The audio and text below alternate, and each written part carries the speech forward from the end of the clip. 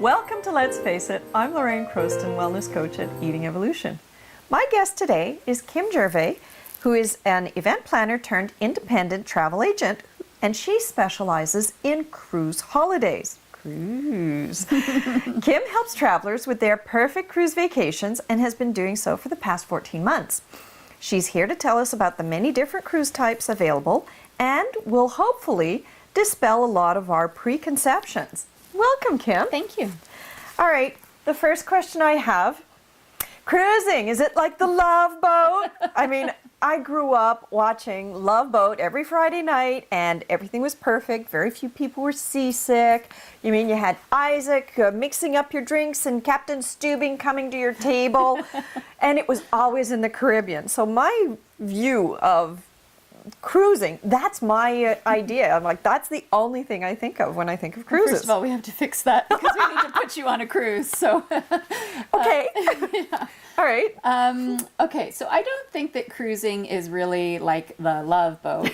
While the concept is certainly one that is popular, I think that the cruise lines have gone a long way towards creating really fantastic experiences aboard really wonderful products. So, you know, is the captain going to come and have dinner with you every night? No. But I think that certainly you're going to have a wealth of types of activities and ports of call that would really be exciting to you. And the cruise lines really want you to have a great time because they want you to come back. So they're really in the business of creating memorable experiences for you and for your family. I see all of these advertisements for the cruise ships, and there are these massive ships. You wonder how in the world they're not toppling over because they look so top heavy, and they're huge. Right, right. So certainly there are the mega ships, and they are really a big thing at this point. The cruise lines have created something with the finest of technologies. I know that they look like they're going to fall over, but they aren't. I mean, the whole idea of the mega ships is really quite exciting. The number of amenities that they have on board, the types of things that you can do while you're not in port are really pretty exciting. Everything from going on a zip line down the middle of the ship to surfing simulators to ice skating rinks. I mean, you name it, they've put them on these ships. I think that if you're looking for something exciting and all-encompassing and sort of adventurous, then the mega ships are really something special to do Okay. that. What's also available out there? Well, there is a huge variety of types of cruising now. Everything from the small river ships, which would probably have a maximum of 180 people on them, so a very intimate experience. They have sort of the smaller ships, which are maybe 200 to 500 people. Then you've got sort of that bigger size ship, 800 to a couple thousand people, and then you move up into the mega ships. So quite a bit of variety depending on what type of vacation you're looking for and sort of the types of amenities and the types of activities on board that you want to partake in. Are there any trends that you see that are going on with the cruise vacations? Like there's always something new or something happening. What are the trends with cruises? Well, I think certainly river cruising is becoming very, very popular nowadays. A lot of people felt that you needed to be 80 years old to go on a river cruise. And you know, that's really not the case at all. It's quite a different environment. You get to know everybody that's on board. The captain does come and actually sit at your table, or you'll see him in the buffet line with you. Because the waterways were originally built to transport goods through the European cities, you can actually pull up right into the middle of a town as opposed to having to drive anywhere on a bus. I find that cruise vacations are really very polarizing. You'll have the people who love them and can't get enough of them, and then you have the ones who are the naysayers who say, oh God, I wouldn't be caught dead. It's like being in a floating prison. Why would I spend 15 days? Anyways. Yes, absolutely. So what do you say to them? Yeah, I think that cruising is like anything, though. I mean, there are some folks that just want to go to Cuba and lay on the beach, and that's their kind of vacation. You know, the thing that I would say to the naysayers is you have to try it.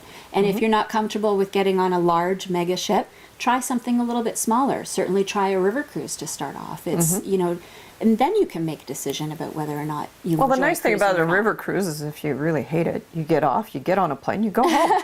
Or you rent a car and you do your rest of the trip, Yeah, you know. I mean, I can't imagine somebody doing that because you don't know the some of my experience. friends.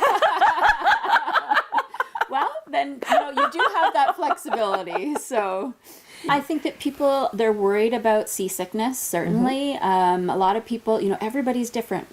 There's lots of things to combat that, like you can put a patch behind your ear, or there's wristbands for seasickness, or, there's a variety of different things. It's kind of one of those things where unless you sort of try it and see where you're at and see what you're prone to and what you're not prone to, then you can sort of make a plan as to how to deal with that.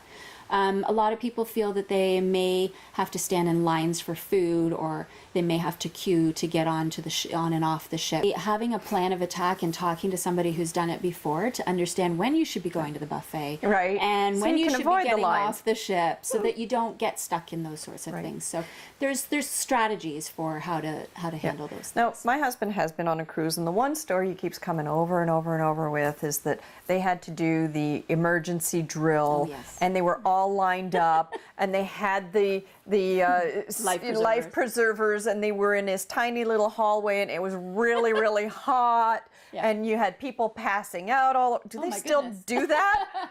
Well, they do have a mandatory drill. Absolutely. It is required by Maritime law or whatever. Yeah, Okay. it's because everybody needs to know if there was in fact an emergency, Right. where you would have to go on the ship in order to evacuate. You do have to report to the muster station. It is required. They Okay. have to do a count for everybody that's there, and then they have to report in that they have everybody.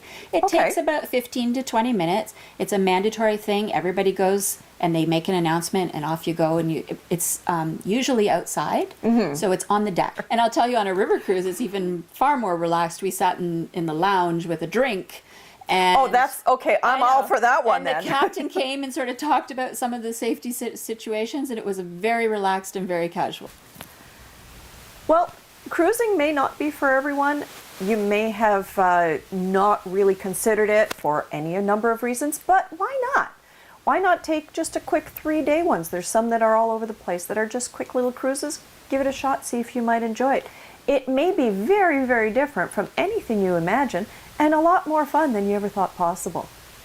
I'm just wondering, do you have one other tidbit of information that you might want to have our viewers consider before they or when they are booking a cruise? Absolutely. I think that there's a couple of things. When you're booking online, you need to ensure that the pricing that you're being given is inclusive of your port charges and your taxes, and that it's in Canadian dollars. A lot of times, things that are advertised online are a little bit complicated and can be misleading and confusing. So using an agent for the search is really, really important. You also want to factor into your budgeting and your planning any type of transportation costs that you may have coming from the airport. So if you're flying in the same day and you're going to board your ship, you may need to either go with the cruise line who offers a bus service, or depending on where the location is of the port, you may be able to just hop in a cab. So that's something to factor in as well. And lastly, your cost of your gratuities. The ship folks that work extremely hard for you and to ensure that you have an amazing holiday. So it's like giving a tip for the waiter at your table, Absolutely. or when you're in a hotel, you leave someone for the person who cleans your It's room. exactly so that. it's like any travel. It's just that you're in one place. That's right. Great. Kim, thank you so much for joining me. I really, really Thank you. appreciate it. Thank you for joining me on Let's Face It. I'm Lorraine Croston. See you next time.